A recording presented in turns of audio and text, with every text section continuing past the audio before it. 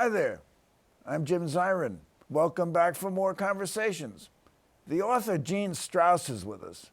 Gene has written a fascinating book about the relationship between a wealthy British art dealer called Asher Wertheimer, his large family, and John Singer Sargent, the iconic portraitist of the 19th and 20th centuries.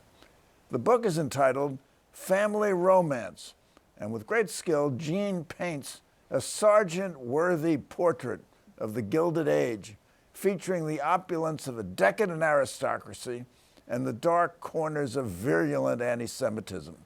We are pleased to welcome Gene Strouse to the program. Well, Gene, congratulations on the book. Thank you, Jim. And how did you get interested in John Singer Sargent? He's kind of an historical curiosity.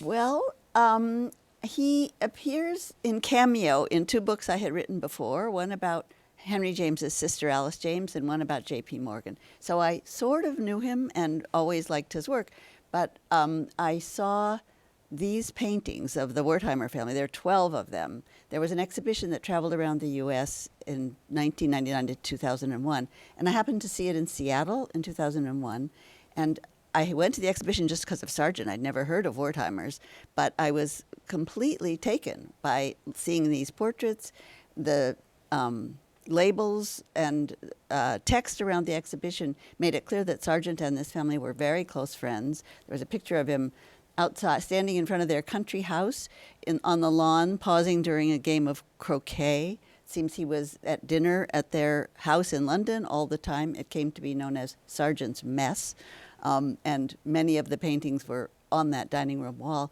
So I just was extremely curious. I thought of him, as you said, as painting British aristocrats and American plutocrats, American elites of all kinds, but not Jews. So I was very curious to know what their friendship was like, whether he had other Jewish friends and subjects. The questions just sort of poured in. But I wasn't ready to write a new book, so it took me a long time after 2001 to actually get going on this. Well, some, perhaps harsh, critics of the time referred to Sargent as a Jewish painter. Mm-hmm. But actually, only about 5% of his work involved Jews as sitters. And then there was, in addition to the Wertheimer family, there were the Sassoons, there were others of the time. What was really remarkable about that? I mean, Rembrandt painted a number of pictures of Jews. No one refers to Rembrandt as a Jewish portraitist. No, they don't. It's very interesting. Sargent, as you say, he painted about 1,300 portraits and oil portraits and did portrait sketch drawings. And of those, about 60 or 70 were of Jews, many of whom, as you say, also were his good friends. And it's not a large proportion, but that the leading painter of transatlantic society would choose at around the turn of the century to paint so many Jews was clearly noteworthy to especially the British aristocracy, but American elites as well. They were surprised that he would choose this. And some people said he just did it for the money. He had more commissions than he wanted. He was making plenty of money. He raised his prices so that he could, in order to discourage his clients, but they were wealthy enough that that didn't make any difference. He won, a poet actually who knew Sargent, went to the Royal Academy in 1907 when Sargent's painting of Lady Sassoon, who had been born Aline Rothschild, painting was on display. She was Philip Sassoon's mother. Exactly. The mother of Philip and Sybil and the wife of a Sassoon, that family came from Baghdad, actually, but did extremely well wherever they were.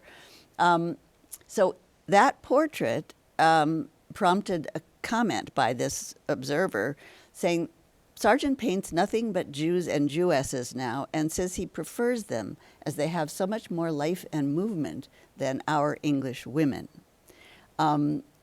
He was always looking for visual drama, and he painted a lot of the British nobility, and some of those paintings are absolutely fantastic, and most of them are, but in some of them you see sort of the attenuated, exaggerated, stretched out images of people who sort of look as if they had cold water rather than blood in their veins. And the portraits of the Wertheimers are full of vitality and warmth and of his friendship with these people. Same is true for the portraits of the Sassoons.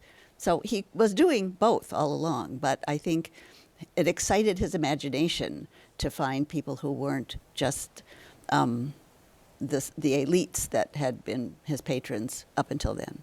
Well, there's never really been a definitive biography of Sargent. Correct. The closest that anyone came is the book by Gene Strouse.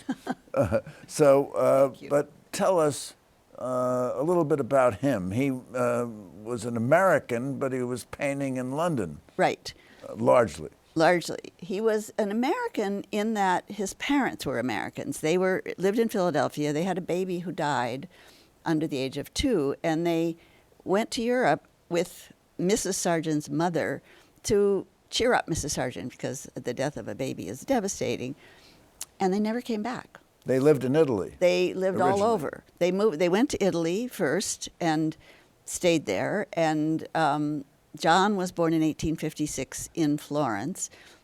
His father was a doctor. His father was a doctor, and his mother was from a family that had some means, not fabulous fortune, but certainly comfortable. And his grandmother, when he was born near the Ponte Vecchio in Florence, his grandmother called him Fra Giovanni. And there were 2 more children, 2 girls. Brother John. Right, Brother John.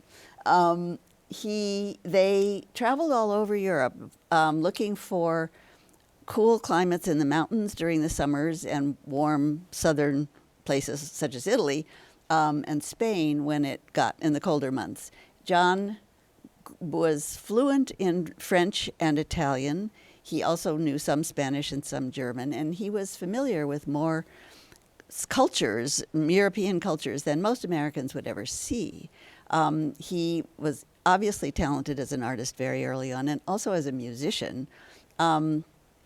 But he never visited America until he was 20 years old. So he thought of himself as American, but he really was mid-Atlantic. He spent most of his life, all of his life in Europe, although after his first visit, he came to America a fair amount and painted a lot of famous Americans. Now, you call your book Family Romance. I guess the family is the Wertheimer family.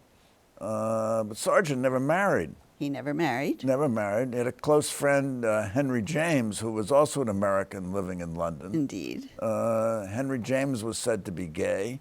Is there evidence Sargent was also gay? There's no evidence in terms of knowing about a relationship that he had with a man, but I would say it's fairly clear that his sensibility was gay, and the world he traveled in was very much mostly closeted gay world. There was nothing illegal about that, but if it became public, as it did with Oscar Wilde in the 1890s, Wilde lived right across the street from Sargent in Chelsea, that scandal was enough to ruin a life. So Sargent was very, very private on all fronts, but particularly about this. So we don't really know of a relationship. We don't know much about Henry James either, but a little bit more than about Sargent. Now, what accounts for Sargent's interest in Jews? He did paint other subjects he painted, and they were subjects who were different in background from his own. Yes. French, from Brittany. Yes. One thinks of others he did that were quite different from the background you've described that he came from. Yes, indeed. He was, as I said, always interested in visual drama, in character that he could capture on canvas. And I think he went to North Africa a lot. He traveled in the Middle East. He did a fantastic painting of a flamenco dancer called El Jaleo. It's now in the Isabella Stewart Gardner Museum. His reputation was definitely for painting the elites on both sides of the Atlantic. But what really fired him up often was people who were not from those classes, but who had more vitality, more interest, more warmth in some ways. So I think he himself, there's really almost no evidence of anti-Semitism. There are a couple of examples of things that happened that aren't very pleasant, but he doesn't seem to have made a big deal about it at all. He was very, very comfortable with the Wertheimers, with the Sassoons, with his attorney, a man named Sir George Lewis, and several others. Mrs. Karl Meyer and her children.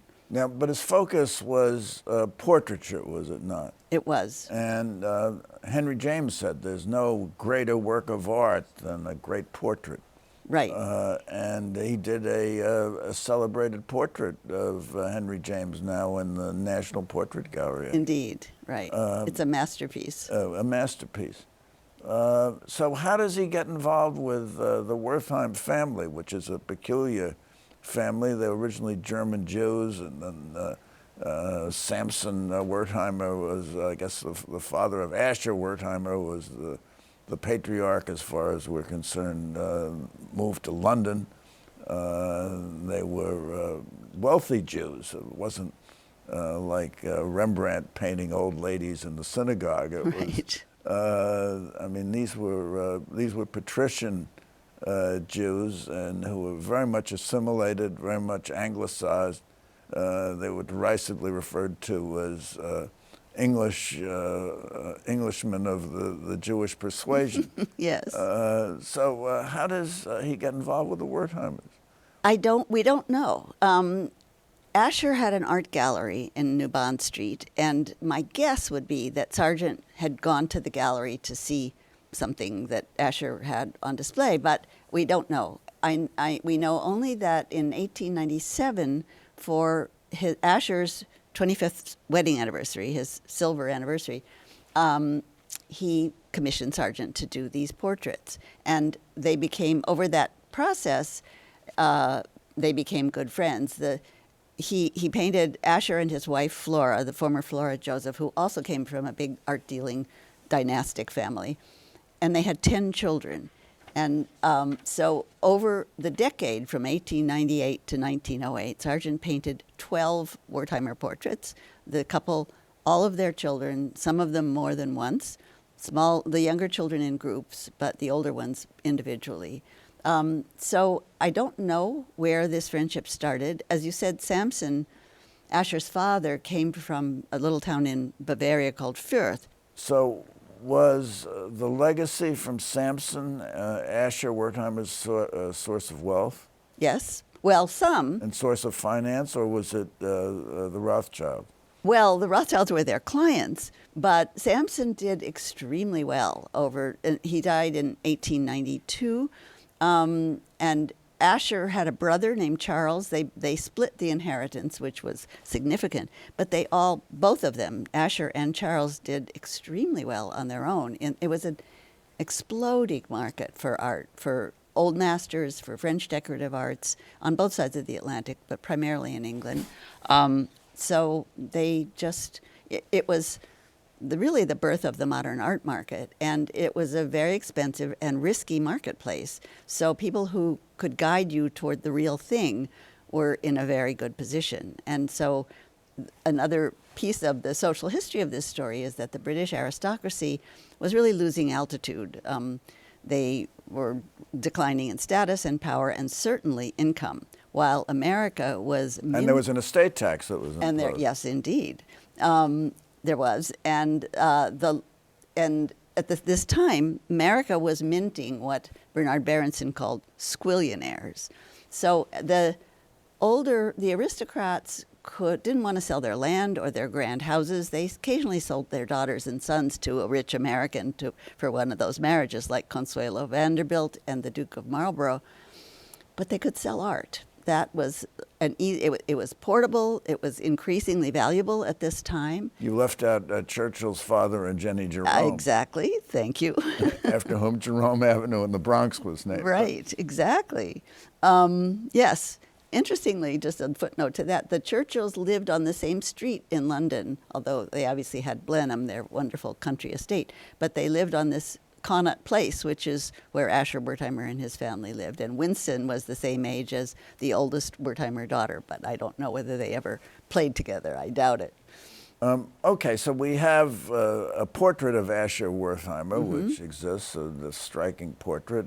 We have several portraits, but one perhaps more brilliant, of his wife Flora. And then, despite Sargent's possible preoccupation with men, he seemed to focus on the Wertheimer daughters, particularly Ina Wertheimer. Yes. Now, there's one iconic piece that he did, maybe the best piece he ever did, which was of Ina and her sister Betty together. Together. And that's one. And then he did a separate one of Ina, which is really rather remarkable, and that has a strange Italian name, which is a veli gonfie. Yes. Which I interpret as meaning a ship in full sail. I mean, it does. Portrait, she appears to me to be a ship in full sail, but that's what he there thought may too. be other interpretations. Was there ever a romantic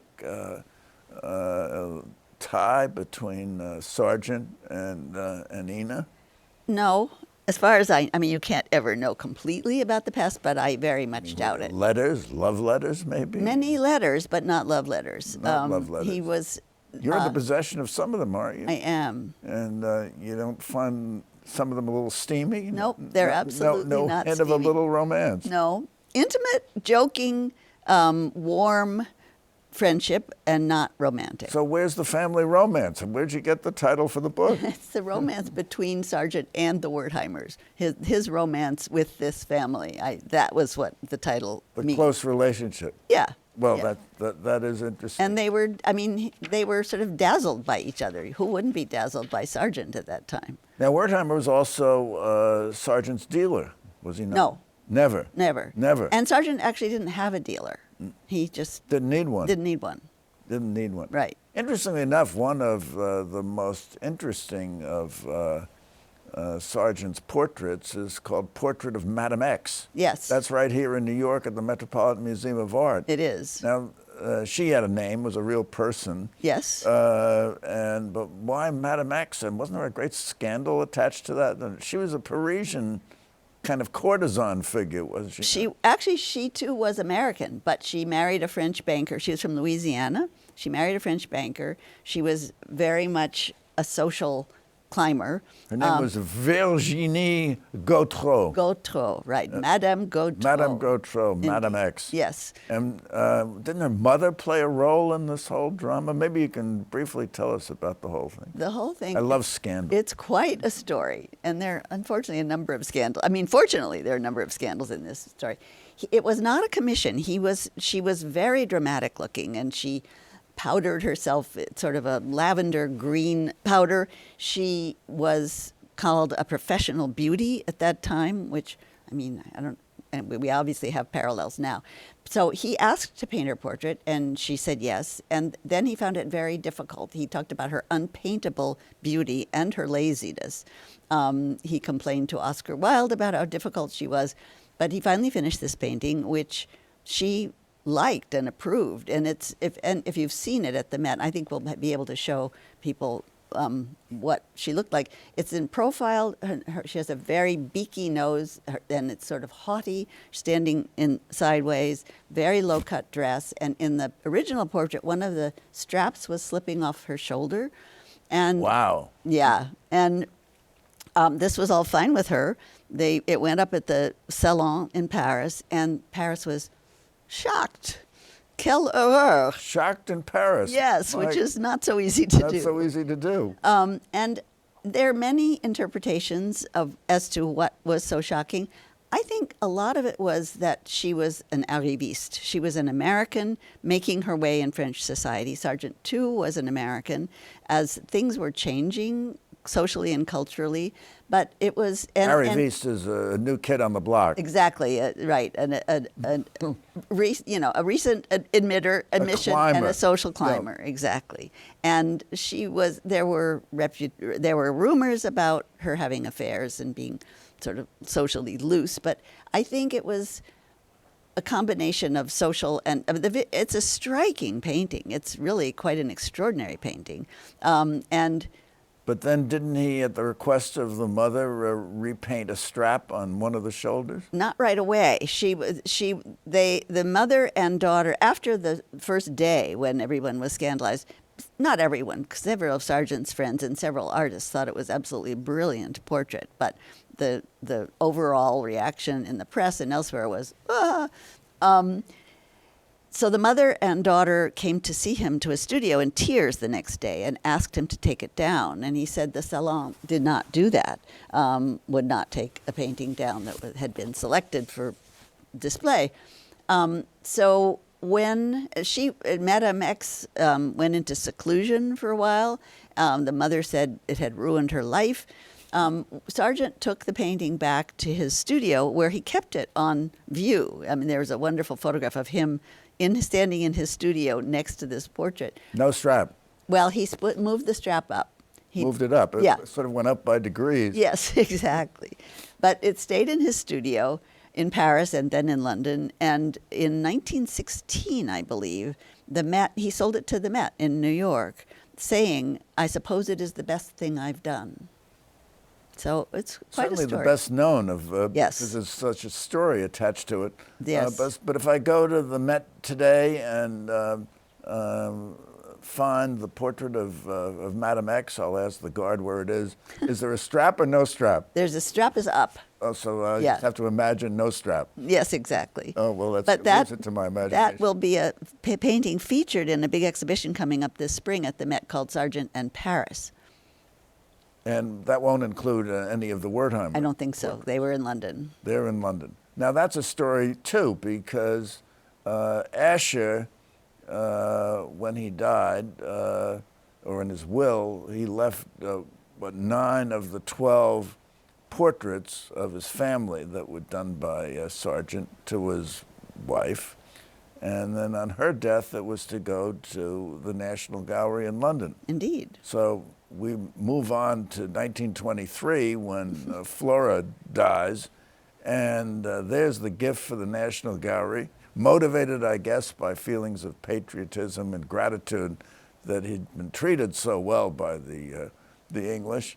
And the trustees turned down the gift, ostensibly because they say that Sargent is a living artist. No. Sorry, but not quite. Everything was right up until the end. They didn't turn it down. They accepted it but very not for happily. the National Gallery. No, initially it went up at the National Gallery It was in up at the 1923 National Gallery. for a couple Then- of years. and then it moved to the Tate, which was... Where I see it today. Yes. It's not in the National Gallery anymore. No. And why not? Well, when the gift was given, there were reams of praise from the British press, and especially the portrait of Asher is very controversial. Many people compared it to a Rembrandt. Other people thought it was a hideous portrait of a man who looks very Jewish. So in 1923, after Flora died, all 9 of the paintings in the gift went up at the National Gallery. And there were more people coming to the gallery than ever. I mean, there was a huge bump in attendance that month. And again, as one reviewer said, happy is the man whose portrait has been painted thus, and lots of other praise. But there was a debate about them in Parliament, about this gift. It was but such a large number of paintings, and it was shocking to Britain, accustomed to seeing portraits of royals, nobility, military heroes. Those were the portraits that they were used to seeing in the National Gallery. A large family of Jews was not what they were used to seeing. And this debate in Parliament was about that, about the size of the gift, which was indeed large, and also, in this debate, one of the members of Parliament from Oxford, who was a history professor at Oxford, asked the head of the committee that was having this debate, he said, can't you manage it so that we don't have to have these repulsive pictures on our walls for all time next to the beautiful examples of the work of Turner?